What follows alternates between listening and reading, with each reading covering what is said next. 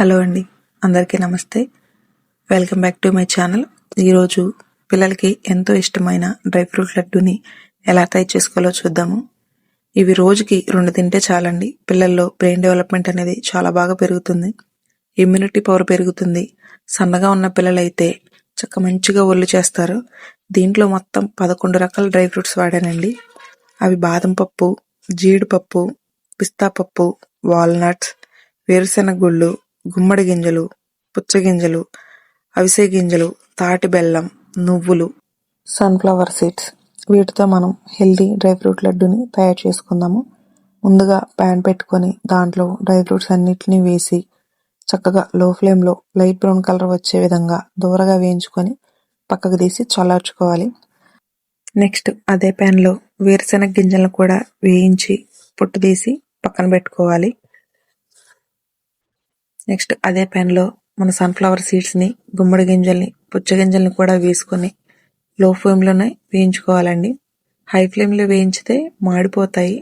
So అందుకోసమే లో ఫ్లేమ్లోనే చక్కగా దూరగా వేయించుకొని ప్లేట్లో పక్కకు తీసుకొని చల్లార్చుకోవాలి.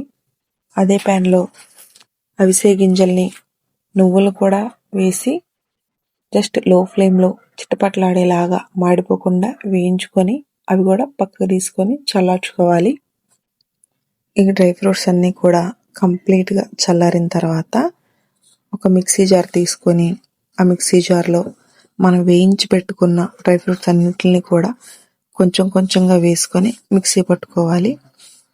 మనం దీంట్లో 11 రకాల డ్రై ఫ్రూట్స్ తీసుకున్నాం కాబట్టి ఇలా చేయడం వల్ల అన్ని డ్రై ఫ్రూట్స్ ఫ్లేవర్ అనేది చక్కగా ఒకదానితో ఒకటి మొత్తం కలుస్తుంది.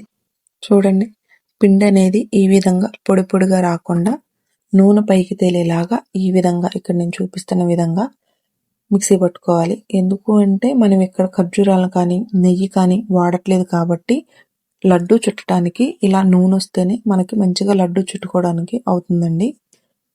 పైన చూపిస్తున్న విధంగా పిండి అనేది మనకు రెడీ అయినప్పుడు వెడల్పాటి ప్లేట్లో ఈ పొడినంతటిని వేసుకొని మిగతా డ్రై ఫ్రూట్స్ అన్నిటిని కూడా ఇదే విధంగా పొడి చేసుకొని ప్లేట్లోకి తీసుకోవాలి. నెక్స్ట్ అదంతా రెడీ అయిపోయిన తర్వాత ఆ పిండిని అంతటిని ఒకసారి కలిగి తిప్పుకొని స్వీట్నెస్ సరిపోయిందా లేదా చూసుకొని, ఇక్కడ స్వీట్నెస్ సరిపోకపోతే మనం ఇంకొంచెం బెల్లం యాడ్ చేసుకొని మళ్ళీ ఇంకోసారి కలుపుకొని ఫైనల్గా లడ్డు చుట్టేసుకోవటమేనండి. అంతేనండి, ఎంతో హెల్దీ అయిన డ్రై ఫ్రూట్ లడ్డు రెడీ అయిపోతుంది. వీటిని ఎయిర్ టైట్ కంటైనర్లో స్టోర్ చేసుకుంటే 1 రోజుల పాటు ఫ్రెష్గా ఉంటాయండి. మీరు కూడా ఇవి ట్రై చేసి ఎలా వచ్చిందో కామెంట్స్లో చెప్పడం మర్చిపోకండి. Thank you for watching.